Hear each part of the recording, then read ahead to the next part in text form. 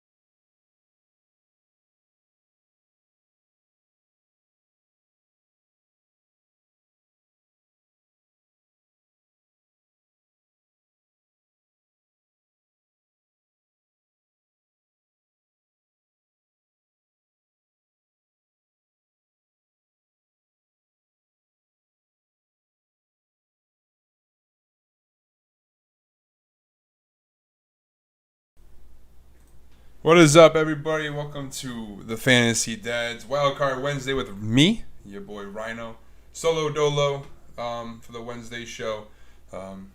Excited to be here again with you guys. For those that are tuning in, make sure you guys follow, subscribe, hit the like button for me, comment below. Let me know you're here and say hello and chat and ask me questions and anything you want. Any questions, trades, ads, drops. Who you want to know is going to have a good rest of the season. Whatever you want to talk about. It's open-ended tonight. I have some topics on deck that we're going to talk about, but I'm here for you guys. Any questions you guys have after the waivers processed, that's why I'm here. So feel free to comment and chat. I'll remind you throughout the show to comment and let me know your questions. So with that said, we're going to dive right into the show tonight. First off, just want to say thank you real quick to everybody for letting us hit 1K followers on TikTok. I have not yet said thank you for that. I was not able to go live on Monday because of IRL stuff and wasn't able to say thank you, but Moose and Smirks covered that for me on Tuesday, or last night really. So I just wanted to say thank you to myself. Continue to support us on that platform, and hopefully we can grow a community there and start this journey together and really capitalize on the TikTok grind. But we're just going to go over some midweek news, injury updates, some news. We're going to do some remainder waivers and panic meters and all sorts of fun things. So like I said before, though, if you do have any questions, feel free to comment in the chat on whatever platform you're on. But we'll start off with the Gilmore news. I know it's not really fantasy related per se, but he got traded to the Panthers today for a 6th-round pick. I think it's just big football news. The Panthers are already a team that are competing. They're 3-1. They almost beat the Cowboys this past weekend.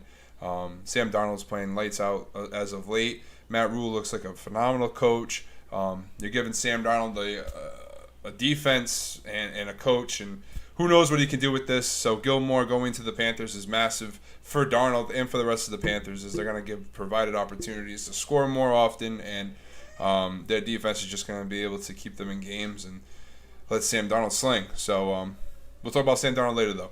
But Gilmore to the Panthers from the Pats is the first piece of news I had. And then we got Henderson was a limited participant, as they play tomorrow night against the Seahawks.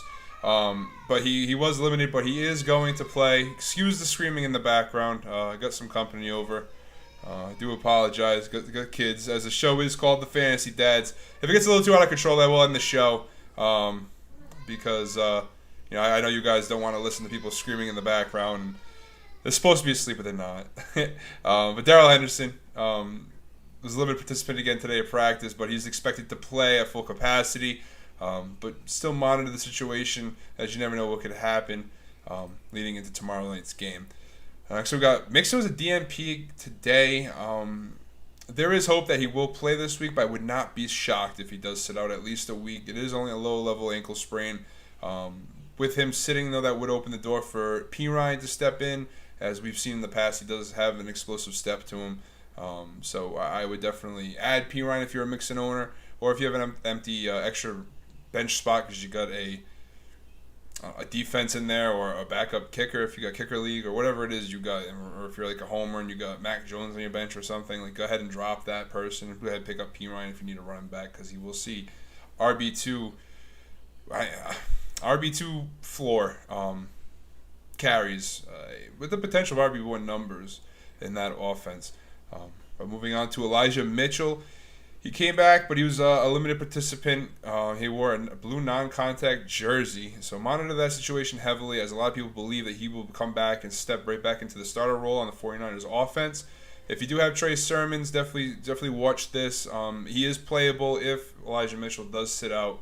But I would, if Elijah Mitchell plays, Sermon, you can't play Sermon unless, we get reports out that Sermon's going to keep the workload or whatever it is they're going to do. Definitely monitor the Elijah Mitchell injury as you would last week. Higgins returned to practice on a limited basis. Monitor him as well. Tyler Boyd's production went up a notch with Higgins out. I would play Higgins if he does play. However, definitely watch the injury report moving into the games on Sunday. If he does sit, then obviously, you got to look for a filler. So keep your eyes on it, as you do with all these freaking injuries. I don't know why I keep repeating that. I'm really sorry. I'm just really stressed out. Julio Jones out of practice. He's probably not going to play. A.J. Brown was limited. Wouldn't be surprised if he doesn't play either. And the rookie that stepped in for him last week, he did not practice either. Zeke sat out of practice today, but will return tomorrow and play Sunday. So that's good. He sat out today to give his knee some rest. I guess he had some pain, but he should be fine. He says he's going to return tomorrow. CMC is at 50% chance of play. Do not bank on it. Chuba is the starter for the Panthers this week, I would assume. But you never know. CMC's a freak. He might just end up suiting up and playing, and if that happens, you got yourself your number one pick back. So make sure you monitor that as well. Some big news for tomorrow night's game. Carson was a DNP today and yesterday with a neck injury, so the signs are looking like he's going to sit tomorrow, unless they're allowing him to take the week of practice off, and then he'll be active tomorrow night. I don't believe that's the case, as we do know in the past Carson does have some injury history, so he may just end up sitting out the game. Collins would be next up, Alex Collins, who I am a big fan of. We'll be talking about later in the show. DK Metcalf also sat out. DK Metcalf and Cooper were limited to practice, but it's worth monitoring leading into their games. DK Metcalf and Cooper are both wide receiver 1/2s. Definitely big hits to your roster if they don't play. All right, so that's basically all I got for breaking news and updates, I guess you could call them. But I got a panic meter segment coming up here. We did it last week with a bunch of running backs. Again, I apologize for any screaming that is happening in the background. I do apologize. Oh, here comes my son. I try to do something for a half hour, and this is what happens. So this is why I gave up streaming. I don't know why I thought I could do this tonight. It is what it is. We'll do a quick panic meter, then I'll probably end the show, as you guys can't hear anything besides the shushing and the yelling in the background. So Mike Davis, I'm at level 8 panic meter with him. New York Jets this week. His average yards per carry is very pathetic. He's not producing when the opportunities are given to him, which are minimal because of the game scripts not being in his favor.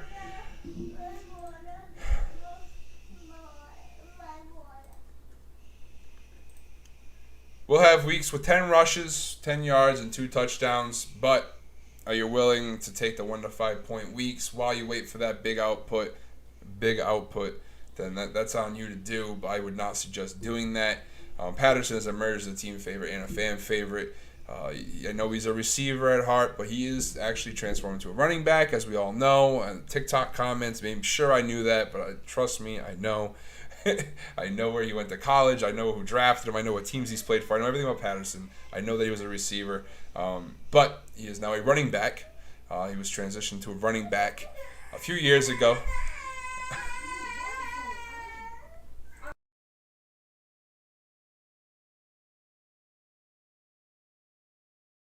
I'll be right back.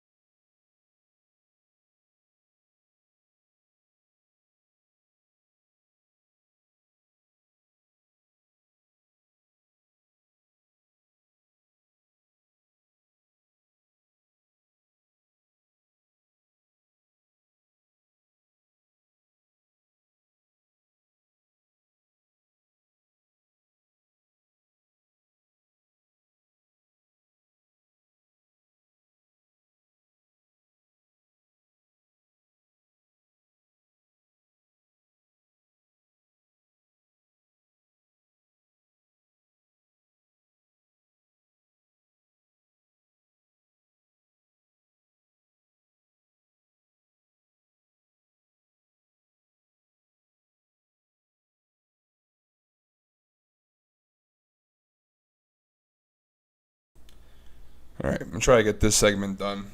Fortunately, not going to be able to do the full half hour today.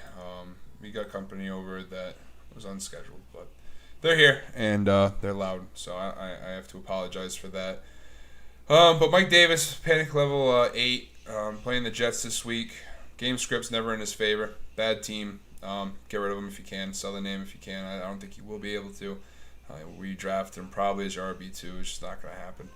Josh Jacobs, I was worried about last week, but after seeing him come back and take back that RB1 ceiling away from Drake, who basically didn't even see the field, my panic level is down to a 4 right now. Solid matchup against Chicago this week. I know the name sounds scary, but Chicago's defense isn't what it used to be, so I would fire up Jacobs on all levels.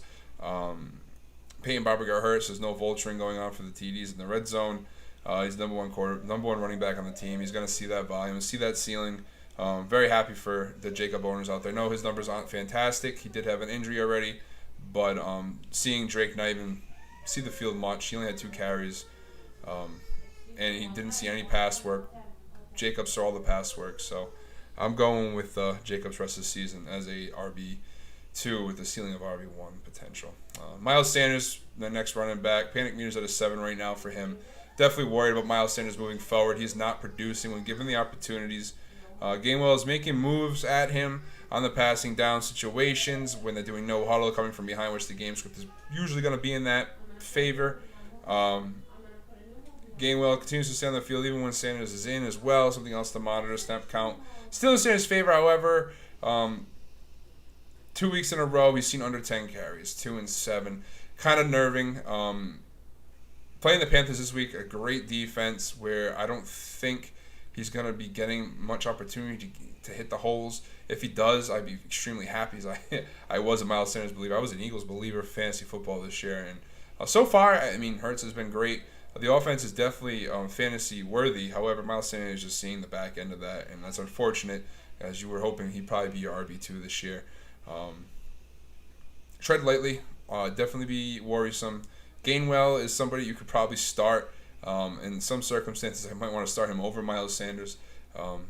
So my panic meters is 7, but I could definitely go up as time goes on. I guess we could do some remainder waivers real quick. Kenneth Gainwell still out there, only 39% owned. Jamison Crowder, very serviceable wide receiver for you when you need him, right? PPR machine last year for you. Definitely did well for you in the playoffs. You saw 9 targets in his first game back. Still only 28% owned, so he's probably out there if you need a receiver. There are a lot of banged up guys if you got any Titan guys in your squad, like A.J. Brown and Julio Jones. T. Higgins, all these guys out there that are getting hurt, banged up. Definitely people you can, definitely a guy you could stick right into your lineup.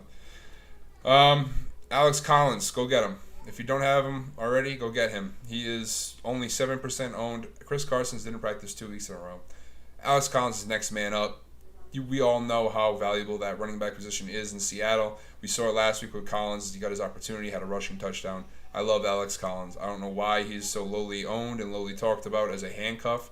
I would rather have Alex Collins and Chuba Hubbard right now as handcuff opportunities go.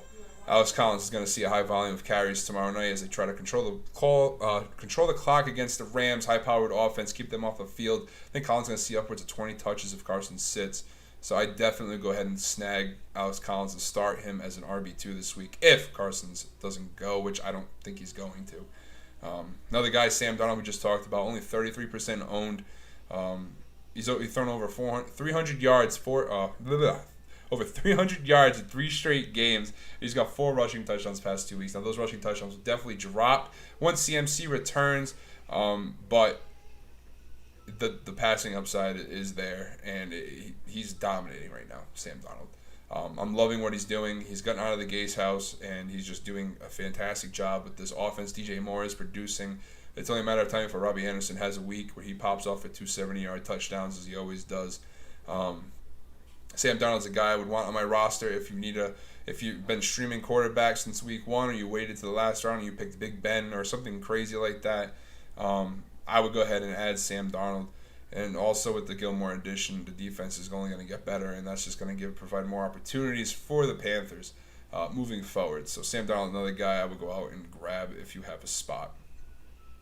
There's one guy I wouldn't suggest dropping in the what don't drop the segment today, and that's Sony Michel. I saw that he's trending downwards now. He's been dropped in over 33% of leagues. I know he's not getting any carries when Henderson is healthy, and he's not a guy you'd probably start if Henderson is healthy. However, the handcuff value in fantasy football is so underrated and so important, especially with running backs that have a history of injury or are already currently injured. Darrell Henderson is that kind of a guy. He's already been banged up 1 week, had to sit out. Sony Michel is a guy that you can plug in if Henderson sits. Now, his numbers aren't fantastic when he is given the opportunity, but he's given the opportunity. Like, there's no competition behind him. Sony Michel saw 74% of snaps when Henderson was out. So I don't think I would drop Michel. He's dropping below 50% owned at the moment. He's somebody I would definitely hold on to moving forward as a potential RB2 if there is an injury and the season is long. You never know what's going to happen week 8 or 9. You're playing for a playoff spot, and you need a running back to plug in. Sony Michel could have that opportunity at the time. So definitely hold on to Sony Michel if you can. If you do, obviously you could drop him for Damian Williams or Kenneth Gainwell, or personally I would drop him for Alex Collins or Latavius Murray, who are all potential RB2s. That's the thing. That's what you're looking for here when you're looking for running back depth. You want people that are going to be able to be played later in the season or right now if you absolutely need them. Hold on to Sony Michel. Last week we were spot on with my guys. I told you not to drop. So hopefully we can continue that trend. I'm not saying Sony Michel's going to have a great week this week, but I told you not to drop Jonnu Smith. He caught a touchdown just like I said he would. There's things that I'm not dumb. So hold on to him if you can. Trying to rush through this. We got favorite waivers. I got some favorite waivers this week. New little segment I'm going to do. I got two guys that I really like on waiver wires this week. One of them was Alex Collins, who we'd already talked about, so I'm going to pick somebody else. But I'm going to reiterate again, go pick up Alex Collins if you can. He is going to see a lot of work moving forward. Hunter Renfrow, 67% snap count. It's not amazing, but for a slot receiver on a team that generally doesn't have a 4 receiver sets out there because they run Darren Waller and they run the running back and double tight end Frank Moreau and Darren Waller. Hunter Renfrow is somebody though that is highly touted by Derek Carr. So when he is on the field, he sees the work. So if you see Hunter Renfrow on the field, there's a chance he's probably going to get the ball. His target share is very consistent with 9, 7, 6, and 8 targets the last 4 games, which is awesome. That's what you want. Derek Carr has been playing lights out as well. So, having that with a receiver is always great. That's one thing you always look at when you're looking at receivers is how good is their quarterback. Derek Carr is looking fantastic this year. Game scripts have been in the passing favor as of recently. He's seen 6 red zone targets. 6 red zone targets for the Raiders. Next to Waller is 8. That is second on the team. Second on the team to Darren Waller. So Hunter Renfrow is probably my favorite out of this week. I've had him since week 2. I've been talking about him for a while now. Definitely a guy I would go out and grab if you have the spot in your team or the roster position where you can stick him in. I'm playing him this week. He's one of my starts, and his matchup's not great, but he's going to see work no matter what the matchup is. He won't see the number 1 corner of the team. He's going to be playing that slot and with weapons on the outside, with Ruggs emerging and Edwards and Waller. Renfrow is going to have plenty of opportunity to just work at the middle of the field and eat. So Hunter Renfrow is a guy that would go out and I would go get if you can. I think he's still under 50% owned, so you still should have a chance to go pick him up, but this might be your last chance. And my last one is Darnell Mooney. Darnell Mooney, this past week, led all Bears in wide receiver snap percentage with 71%, and that's more than Allen Robinson, 69%. That should be enough for you to go get him. The quarterback change official. I was going to mention it in the breaking news, but I was like, we'll just keep it. Fields got announced as the every week starter moving forwards. No more Andy Dalton.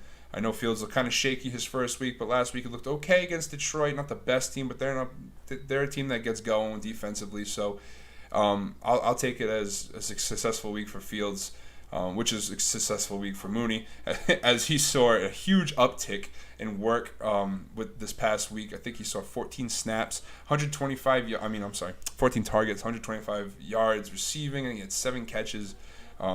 that's awesome. That's an awesome ceiling. And he didn't score, but there's opportunity with the offense kind of growing more. There should be an uptick in his usage as well again with David Montgomery getting hurt. Damian Williams, I don't think he'll see the amount of work Montgomery was seeing, so he'll be passing it more and having Fields work his magic a little bit more. I know the tape's not strong on Fields, but if this is the offense they're going to be using, that means Mooney is going to be his number one option, as you could see clearly last week. It's unfortunate for Allen Robinson owners who thought they got a steal with him in like the 4th or 5th round this year. He's just not producing right now. Hopefully he can later in the year. I don't think you can get rid of Robinson for what you would want. You could definitely try to package him with a running back and maybe upgrade the running back position, but Allen Robinson is decreasing as Mooney increases, and Mooney is somebody that we had told you to drop because it didn't look like he was going to get any work with Andy Dalton, and then Fields comes and shows him some serious love last night. He's got some real wide receiver flex playability this week with the ceiling of wide receiver 2 rest of the season. So go ahead and grab Mooney. Pick him back up. Hopefully you didn't drop him and listen to us, but if you did, hopefully he's still there for you. And then we're going to go ahead and end the show. End the show on a Thursday night prediction real quick. It's a big game. Finally we get a good game, right? Finally we get a decent game to watch. There's no crap teams. It's going to be some solid offense, some great defensive football. It's going to be the Seahawks and the Rams. Tomorrow night, Rams are favored 2.5.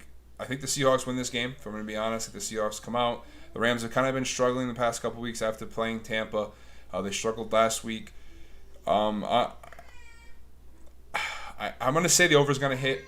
I know the defense for the Rams is pretty stout, but I still think Seattle's offense is just too built differently for the Rams to stop. Ramsey will probably shut down DK Metcalf, which will make DK probably my sit of the week of this game. Last week I was wrong with James Robinson. I'll admit that. James Robinson popped off.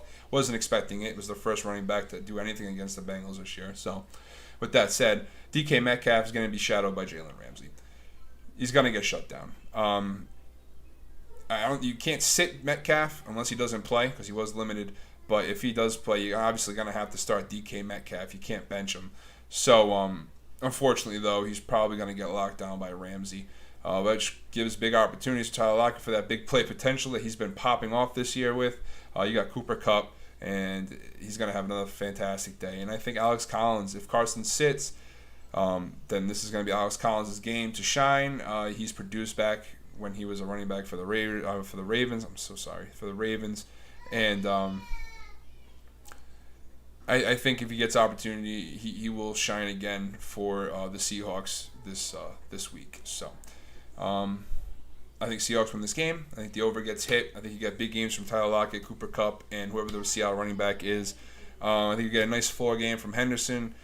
But the sit of the week, unfortunately, is going to be DK Metcalf. I wouldn't use him in DFS. Obviously, regular lineups and stuff, you have to play him. He's your wide receiver 1 or 2 if you went heavy receiver in the early rounds. But he's going to be shadowed by Jalen Ramsey, and that's just never a good thing for any fantasy receiver. So that's going to do it, though. I tried to wrap it up as quick as I could tonight. Like I said, we have some children background noise going on, so I unfortunately couldn't sit here all night and chat. But it was only a half-hour show. It ended up going about 25 minutes anyway, so it went well. It got to the point, got you guys the information you needed if you did watch, and if you didn't, you can always go back and check it out on YouTube or on our Facebook or Twitch, wherever you're watching. Just always go back and watch. But I mean, we're hitting it off right now. Fantasy Dads are doing very well. We're going to be dropping some merch later on this year. As in the football season, and we're going to be doing a giveaway for our 1K followers on TikTok. We will be going live on TikTok eventually, trying to figure that out still, but it'll either be me or somebody else on Sunday mornings talking to you guys all the way up till kickoff, and these shows might actually move over to TikTok as well on Monday and Wednesday night, my solo shows. So because we're not getting much traction with the community on Mondays and Wednesdays, so moving forward, we might just do this on TikTok. We'll probably get more interaction and more ability to answer your questions and stuff, and touch on more topics. Yes, we're going to get some merch, bro. We're going to get some merch. Sweatshirts. I think we're going to start with some sweatshirts and go from there.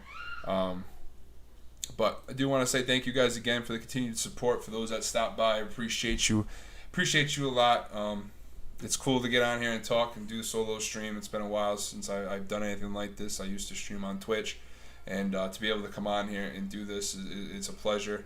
I love what I do with the fantasy football. It was a huge change that I made, and got an awesome team behind me with the Smirks and Moose and Perks, and it's been going great. And I'm excited to see what the next step is, and hopefully you guys are there with us, and we can go forward together as a community and continue to grow. So with that said, I'll see you guys Sunday morning. But tomorrow you got Moose and Dan for the Thursday night preview. That starts at about, I want to say 7 o'clock tomorrow night. And then we'll be back on Sunday. So enjoy your weekends. Remember, ask questions on any platform. We'll answer you. Trade questions, waiver ads, start sits, whatever it is, we'll answer your questions. But stay posted on TikTok. That's probably where I'm going to be live next Monday and Wednesday. I do my solo shows. Probably won't be live here on YouTube, Facebook, or YouTube. Or Twitch, I'm sorry. So, that's it for tonight.